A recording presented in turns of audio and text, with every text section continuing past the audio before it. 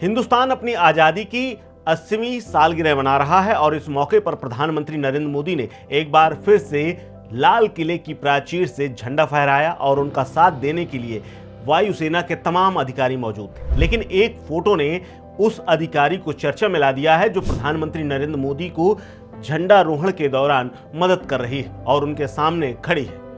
दरअसल भारतीय सेना में एक अधिकारी यहां पर मौजूद थी, लेकिन ये महिला अधिकारी थी जिसने पूरे देश का ध्यान खींचा है, जिसकी तस्वीरें सोशल मीडिया पर खूब वायरल हो रही हैं। तो ये कौन है ये अधिकारी और क्या करती है और प्रधानमंत्री के साथ इस महिला का होना एक अधिकारी के तौर पर कितना अहम है, बताते हैं आपको विस्तार से। दरअसल भारतीय सेना की अधिकारी कैप्टन सोनिया सिंह, जी हाँ, प्रधानमंत्री नरेंद्र मोदी के साथ इस तस्वीर में नजर आ रही सोनिया सिंह, जो कि राष्ट्रीय ध्वज तिरंगा को फहराने में सहयोग करती हुई नजर आ रही और यही तस्वीर सोशल मीडिया पर कैप्टन सोनिया सिंह चौहान की वायरल हो रही है और प्रधानमंत्री भी उनके सामने खड़े हुए नजर आ रहे हैं। तो आपको बता दें कि कैप्टन सोनिया सिंह चौहान भारतीय सेना में कमीशन्ड ऑफिसर हैं और इस 15 अगस्त 2026 को स्वतंत्रता दिवस के समारोह में राष्ट्रीय ध्वज समारोह के कार्यक्रम के दौरान उनकी उपस्थिति को सुनिश्चित किया गया था, यानी उनकी ड्यूटी थी। स्वतंत्रता दिवस समारोह के कड़े सैन्य प्रोटोकॉल का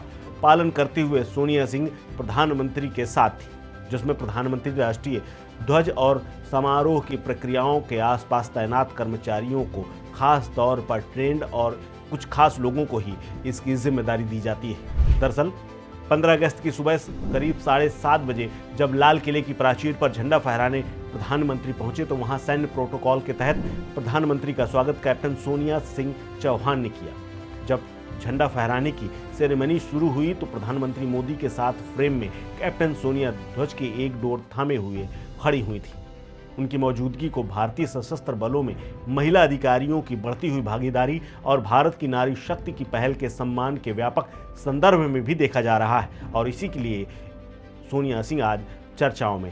दरअसल उन्होंने ध्यान क्यों खींचा, ये भी खास बात है, क्योंकि भारत के सबसे ज्यादा देखे जाने वाले भारतीय समारोहों में से एक प्रधानमंत्री का ये झंडारोहण कार्यक्रम भी है, जिसमें सामने खड़ी एक महिला आर्मी ऑफिसर की तस्वीर तेजी से चर्चा में आ गई, क्योंकि पीएम के साथ अक्सर अब तक तमाम अलग अलग अधिकारी और बड़े अधिकारियों को मौका मिला है, खास तौर पर एक ऐसे समय में जब सरकार नारी शक्ति और सशस्त्र बलों में महिलाओं की भागीदारी पर जोर दे रही और इसीलिए ये सैन्य प्रोटोकॉल का हिस्सा है।